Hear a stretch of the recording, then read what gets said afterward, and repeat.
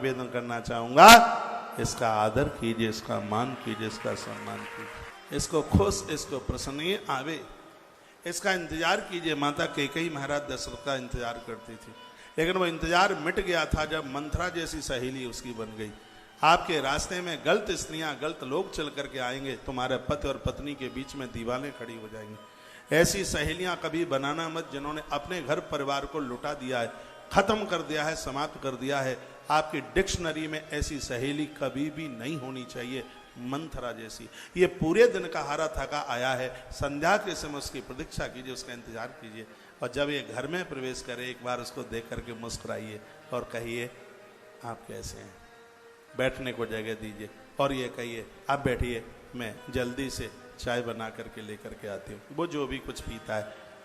और मैं यह कहूँगा, जिस घर में पति और पत्नी में स्नेह और ये प्रेम रहता है, सच मानिए लड्डू गोपाल वृंदावन में है कि नहीं उन्हें पता होगा, वो आपके घर में जरूर रहते हैं। जिस घर में लड़ाई नहीं है, जिस घर में झगड़े नहीं है, कलह नहीं है, कृष्ण उस स्थान को अपना मंदिर बना लेते हैं। ऐसा जीवन जीना है, दोनों एक दूसरे के पूरक रहें। मैं पुरुषों को भी कहना चाहूँगा, जब आप अपने घर में जाते हैं तो तानाशाही, सूबेदार गिरी वहीं ऑफिस में छोड़ के आओ। आप कर्नल हैं वहीं छोड़ के आइए। आप उद्योगपति, आप व्यापारी, आप इंजीनियर हैं, घर में तो एक माँ के आप बेटा हैं, घर में तो एक पत्नी के पति हैं, आप घर में तो किन्हीं बच्चों के आप पिता हैं। घर में पिता बन के आइए, घर में भाई बन के आइए, घर में पति और घर में पुत्र बन करके आइए, और ये अपने ऑफिस का अहंकार वहीं छोड़ के आइए। आप बहुत बड़े उद्योगपति हैं, ये व्यापार वहीं छोड़ के आइए। बहुत लोग 24 घंटे व्यापार का पोटला लादे ही रहते हैं। अरे वो सुबह से आपका इंतजार कर रही है, तुम तो दुकान ही उठा के ले आते हो घर में। एक आदमी को मैंने देखा, रात्रि में सो रहा था, कह रहा था चीनी 40 रुपया किलो, चीनी 40 रुपया किलो, पूरी रात भर चिल्ला रहा था। मैंने कहा आदमी पागल हो गया, क्या हुआ है? तब कोई बालक, हाँ कौन था ध्यान में नहीं आ रहा है, उन्होंने कहा महाराज जी इसकी चीनी की दुकान है, चीनी बेच रहा है। बहुत लोग रात में भी चीनी बेचते रहते हैं। अरे दुकान को वही दुकान के अंदर, ऑफिस को ऑफिस के अंदर रख करके आइएगा।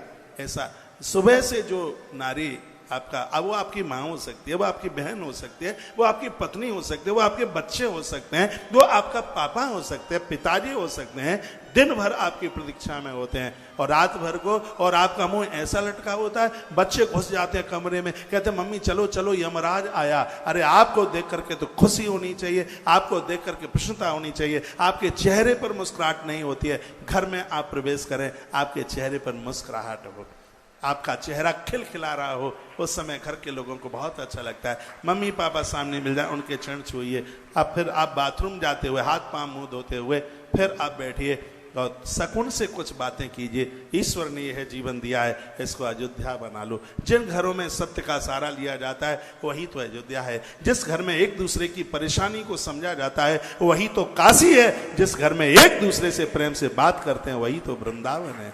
अपने घर को वृंदावन बनाइए, अपने घर को महादेव की काशी और अपने घर को प्रभु श्री राम जी की अयोध्या बनाइए। अयोध्या उसे कहते हैं जिस घर में शांति रूपी सीता रहती है। तो आपके घर में शांति का होना जरूरी है। प्रभु श्री राम जी वन के लिए जाते हैं, कुछ भी नहीं लेके गए, वो जानकी को जरूर लेकर के गए, क्योंकि जानकी शांति का प्रतीक है। शांति के बिना हमारा और आपका किसी का भी काम नहीं चल सकता। अच्छे इंसान बनिए, चाहे आप पत्नी हैं चाहे आप पति हैं, एक दूसरे के लिए समर्पण भाव से जिंदगी जीने की कोशिश कीजिए। आनंद हो।